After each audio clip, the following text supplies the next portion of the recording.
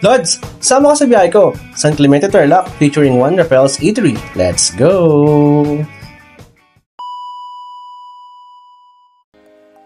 Niyaya nga tayo ng ating kaibigan na si Mike Miranda upang dalawin ng isa sa binabalik-balikan na kainan ngayon sa bayan ng San Clemente Tarlac na matatagpuan sa barangay ng Kasipo. Mula mga Tarang Pangasinan nga ay narating namin agad dito nang wala pang 30 minutes. Uy, may naligaw. Ba't nandito ka? Pasama pala to. Uy, no? Uy, lupit talaga. Ang One Rappel's nga ay nagbukas nito lang September ng kasalukuyang taon at ito ay located sa Purok 2, Barangay Kasipo, San Clemente Tarlac. Bago nga tayo kumain ay sulipan muna natin ang bayan ng San Clemente.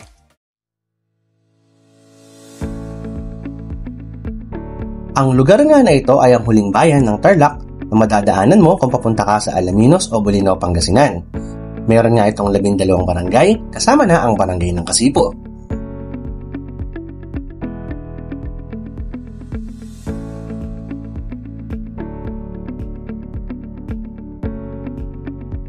Ayon sa mga istorya sa nagdaang mga henerasyon, ang San Clemente ay pinangalan sa isang sinaunang bayani na nagtanggol sa bayan laban sa mga bandido noong panahon ng mga Kastila na binansagan niyang si Saint Clement of Rome.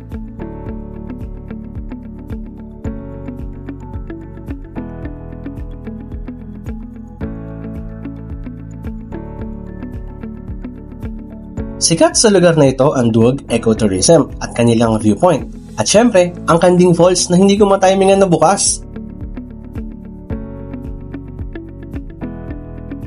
Sinasara kasi ito pag sobrang lakas ng agos o may dumaang bagyo para na rin sa safety ng mga bisita at residente.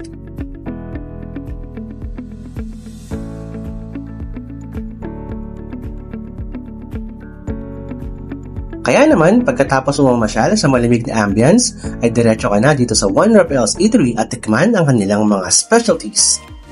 Meron nga sila dito ang iba't ibang variant ng pares na siguradong swak sa panlasa mo. May chicharong bulaklak, lechong kawali, beef pares, at ang kanilang pinagmamalaking sinanglaw.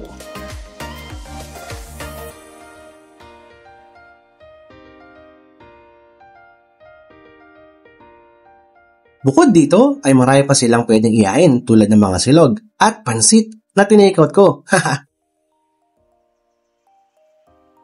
Bukod sa affordable at masarap, ay tiyak na malinis ang preparation ng paborito mo. Kaya ano pang inaantay mo, Lods? Tara na sa San Clemente Tarlac, mamasyal sa kanilang amazing na lugar at kumain sa One Rappel's Eatery. Open sila from 7 a.m. hanggang gusto mo. Joke lang, 7 a.m. to 10 p.m. Monday to Sunday.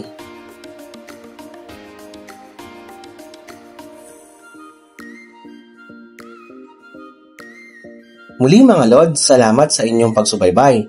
Please, share mo yung video para malaman ng iba. Salamat! Ang video na ito ay sponsored by Mike Miranda's Roof and Construction. Stylish at matibay na bubong ba ang harap mo? Kontakin mo na sila!